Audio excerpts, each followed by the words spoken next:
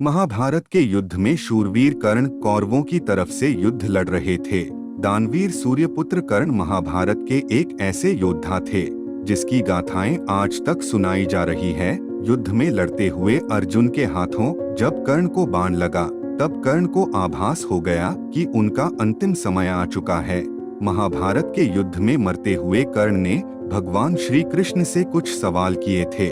कर्ण ने भगवान श्री कृष्ण से कहा, हे भगवान, मेरे मन में कुछ सवाल है जिनका मैं मरने से पहले जवाब चाहता हूँ और इसका जवाब सिर्फ आपके पास है। तब भगवान श्री कृष्ण कर्ण से बोलते हैं, पूछो क्या पूछना चाहते हो।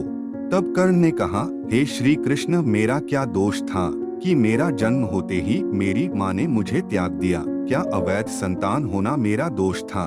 माँ के बाद गुरु द्रोणाचार्य ने मुझे शिक्षा देने से इनकार कर दिया क्योंकि मैं क्षत्रिय पुत्र नहीं था। इसमें मेरा क्या अपराध था?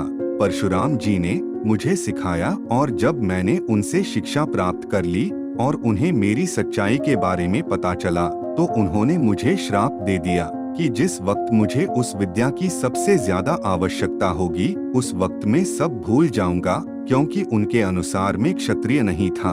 एक बार गलती से मुझसे एक गाय को बाण लग गया था जिससे उसकी मृत्यु हो गई और उसके मालिक ने मुझे श्राप दे दिया, जबकि मेरा कोई दोष नहीं था। इतना ही नहीं, द्रौपदी के स्वयंवर में भी मेरा अपमान किया गया और सूत पुत्र कहकर मेरा मजाक उड़ाया गया। जन्म से ही मैं अपने आप को सूत पुत्र समझता रहा। माता कुंती ने आखिर में मुझे मेरे जन्म का रहस्य बताया और उस समय भी मुझसे दान में उन्होंने अपने बेटों को बचाने के लिए कहा। एक दुर्योधन ही था जिससे मुझे मान सम्मान सब मिला, तो अगर मैं उसकी तरफ से लड़ा तो मैं कहाँ गलत हूँ? कर्ण के प्रश्नों को सुनकर भगवान श्री कृष्ण मुस्कुराते हुए बोले, हे कर्ण, मेरा जन्म तो कारागार में हुआ। जन्म लेने से पहले ही मृत्यु मेरी प्रतीक्षा में घात लगाए बैठी थी। जन्म लेते ही मुझे मेरे माता पिता से दूर कर दिया गया क्योंकि मेरे मामा कंस मुझे मारना चाहते थे। तुम्हारा बचपन रथ, घोड़े, धनुष और बाण के बीच उनकी ध्वनि सुनते बीता है। मुझे ग्वाले की गौशाला मिली, गोबर मिला और जब खड़ा होकर चल पाया उसके पहले ही कई प्राणघातक हमले झेलने पड़े और कई राक्षसों से लड़ना पड़ा। कोई सेना नहीं, कोई शिक्षा नहीं, लोगों से ताने ही मिले कि उनकी समस्याओं का कारण मैं हूँ। तुम्हारे गुरु जब तुम्हारे शौर्य की तारीफ कर रहे थे, मुझे उस उम्र में कोई शिक्षा भी नहीं मिली थी। जब मैं 16 वर्षों का हुआ तब कहीं जाकर ऋषि सांदीपनी के गुरुकुल पहुंचा।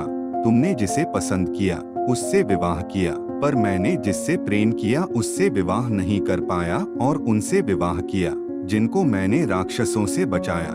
जरासंध से बचाने के लिए मेरे पूरे समाज को यमुना के किनारे से हटकर एक दूर समुद्र के किनारे बसाना पड़ा और युद्ध में रण छोड़कर जाना पड़ा, जिसके कारण मुझे रणछोड़ भी कहा गया। अगर इस युद्ध में दुर्योधन युद्ध जीतता है तो तुम्हें यश मिलेगा, लेकिन अगर धर्मराज युधिष्ठिर जीतते हैं तो मुझे क्या मिलेगा? मुझे तो संसार से केवल युद्ध और युद्ध से निर्माण हुई समस्याओं के लिए जीवन भर दोष ही मिलेगा। एक बात का स्मरण रहे, कर्ण, हर किसी को जिंदगी चुनौतियां देती है। सभी भाग्यशाली नहीं होते। जिंदगी सभी के साथ न्याय नहीं करती, लेकिन सत्य धर्म क्या है यह तुम अच्छे से जानते हो। चाहे कितना भी अपमान हुआ हो, जो हमारा अधिकार है वो हमें ना मिला हो, महत्व तो इस बात का है कि तुम उस समय संकट का सामना कैसे करते हो। और अगर जिंदगी ने न्याय नहीं किया तो इसका मतलब यह तो नहीं कि तुम्हें अधर्म के पथ पर चलने की अनुमति मिल गई है। श्री कृष्ण ने कहा, हे राधे, उदास मत हो, तुम्हारा यह बलिदान व्यर्थ नहीं जाएगा।